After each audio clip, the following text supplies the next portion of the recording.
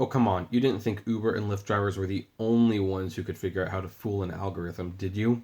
Hey everyone, this is Kevin the Apptrepreneur, and recently Uber and Lyft drivers were caught, and I use the word caught very loosely because I think they wanted to get caught. They called the media and they announced to the media that they had been tricking the algorithm into getting surge rides at Reagan International Airport. Now, people had mixed reactions to this. Some people said, good for you, show them who's boss. Some people said, that is wrong, you shouldn't do it, including Uber and Lyft. And then some people were like, it's kind of surging all the time at Reagan International Airport. I don't know if they're actually doing what they say they're doing. And so it led to a very interesting conversation, especially when Uber and Lyft told every drivers that, hey, if you do that, we will deactivate you. To which a lot of other people, some of which who were legal experts, actually said, I don't think you can actually do that. Isn't the whole point of the independent contractor status that they can get on and off whenever they want? If they're doing it to fool the algorithm, I don't think you can actually say no to that. It created a very interesting dialogue. And the funny thing is that, well, as you can see here, it turns out Postmate couriers figured out the way to do this too. By the way, I love how they have the picture of the CEO, and their subtitle is, once told a customer to personally F off. These CEOs and their wacky antics. They just never live them down. Anyway, it says, food and beverage delivery platform Postmates has been hard at work making enemies mainly out of its own contractor workforce. Yeah, because I know we talk mainly about Uber and Lyft on this channel, although as you can see, still branching out, still talking about other things. This is a problem for a lot of people. I don't talk about Postmates and DoorDash as much because, well, Paid to Drive does it a whole lot better, so why even try? However, this was of particular interest to me because Postmates drivers also had their rates cut. They aren't given the bonuses and the blitz that they used to. I mean, I guess they are given bonuses. I still do the bonuses, and yet I kind of hit it only half the time unless I start super early. So if you're driving for Postmates, you're not happy either, most likely. Quote, I used to talk them up as far as being the most reputable company, courier Chris Palmer told Gizmodo. He says he's been delivering with Postmates for a year and a half in the greater Seattle area and working gig economy jobs more broadly for close to half a decade. But the work he used to be able to make a reasonable living from has become untenable, he said. Just this year, they have cut the pay rates twice. They have these incentives to keep people motivated.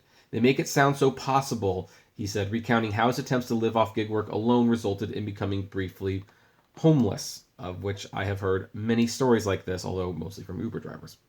Earlier this month, Postmates changed its pay structure again for the worse, and some aggrieved drivers engaged in a relatively disorganized strike, partly because the changes hurt their bank accounts and partly because of how quietly the company tried to sneak the new rates through. Quote, I was one of the drivers working through midnight when the date changed to May 18th. My last 2 deliveries were under the new pay scale, and I had absolutely no idea. Instead of refusing to work completely, some drivers, as well as organized group Working Washington and another... See, these groups need to start merging together. They're too fragmented right now. Have come up with a plan that could turn the quirks of app-based employment against itself. They're calling it Blitz Up, which... That's clever. That's really clever. The Blitz is sort of the Postmates word for surge. Let's see here. The idea of the Blitz Up is for workers to come together and agree together that they are going to reject jobs which are not in Blitz mode for a day of action. And the result of that, if enough people get together and do it, is that would force more or all of the jobs into Blitz mode and would therefore be paying enough money. It seems like a tactic that has been arising organically from a lot of different sets of workers. Yeah, because again, this is one of the few things that the workers kind of control. In addition to the rate cuts, Palmer claims to have noticed fewer and fewer Blitz jobs in his market lately. Uber and Lyft drivers who engaged in mass strikes at the beginning of this month claimed similar incentives had also disappeared in the lead up to both firms debuting on the stock market. Postmates itself filed its initial SEC paperwork to go public in February and is reportedly looking to finalize the move sometime this summer, because of course they are. Of course, a permanent blitz-up isn't a tenable tactic, merely one that's a little more clever and less financially arduous for already underpaid workers to engage in than an outright strike. Ultimately, what the Blitz Up hopes to achieve is a $6 guarantee per delivery and for the company to begin paying for vehicle expenses and so-called deadhead mileage between jobs. Working Washington estimates that these changes would put Postmates on pace to pay something closer to $15 per hour. Interested drivers can sign up for Blitz Up here. We reached out to Postmates for comment and we'll update if we hear back. Now here's of course the thing is like, look at this guy. Look at this miserable sack of, I'm not going to say it. This is a guy who does not care about drivers. He truly doesn't. And he never will. I mean, I don't know exactly what the right tactic is to get these companies to pay attention to all of you, because I have been giving the best advice I can, doing a lot of things myself. I mean, telling people not to drive doesn't seem to work. People want to drive. Telling people to strike doesn't seem to work. They go right back the next day. This would probably get their attention. However, they would simply change the algorithm to detect when things like this happen. I don't know how, but they pay a lot of money to engineers who are really smart to figure out what is demand and what is Blitz Up. So they could probably figure this out and put an end to it. I don't know for certain if that's going to happen. I know Postmates will not be happy. And by the way, whoever's name is in this article, you're not going to have a job within a week. I'm sorry, you're just not. I thank you for coming forward. They're going to retaliate. So here's what's going to be interesting with all these companies, because these companies obviously don't like this. They don't. They don't like it because, I mean, even though they make a little bit more money, the customers have to pay more. And when the customers have to pay more, the customers are not happy.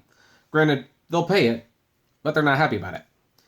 And Postmates, Uber, Lyft, DoorDash, Caviar, they all, Saucy, if they're still around, they all care about the customer more than the driver, the courier, whatever you are. So when you start doing this, they're going to think about how to fight you, which they've been doing for years, if we're being fair, with the pay rates cuts and everything. But they're going to try to take it out on you. They're not going to let this slide if they can help it. So you have to be aware of that. And I don't know. Like I said, it's an interesting situation that these companies have painted themselves into a corner. I mean, they do have it as a policy that you can't do this, that you can't manipulate the surge or blitz. They consider that manipulation. And yet, it probably would be hard to prove that that's exactly what it is. Because if you bring it to a court of law, the judge and the jury would probably ask, well, but they can get on and off whenever they want. And first of all, how can you prove that they're actually manipulating the prices to be in their favor? And even if they are, doesn't your independent contractor status let them do that? It's just, this conversation's not going away anytime soon. Now that it's creeping into Postmates, I'm expecting we'll be hearing more about it in the near future. However, what do all of you think? Have you tried this? What do you think of this? Do you think this is right? Do you think it's wrong? Do you think Postmates is actually going to be able to get people to stop doing it? What do you think? I'd love to know. So comment below, like, favorite, share, subscribe. If you enjoy my videos, consider becoming a Patreon member. It's totally optional, of course, but even as little as $1 a month goes a long way to helping the channel run smoothly, and you get access to my Patreon's exclusive blog. Also, if gas prices are getting you just a little down because of how expensive they're getting, check out the Get Upside app below. It's totally free, but you get cash back on every gas purchase. If you like my videos, check us out at the Apptrepreneur Vlogs channel. It's fairly new, but we're trying to put close to daily content more and more as to the best of our abilities.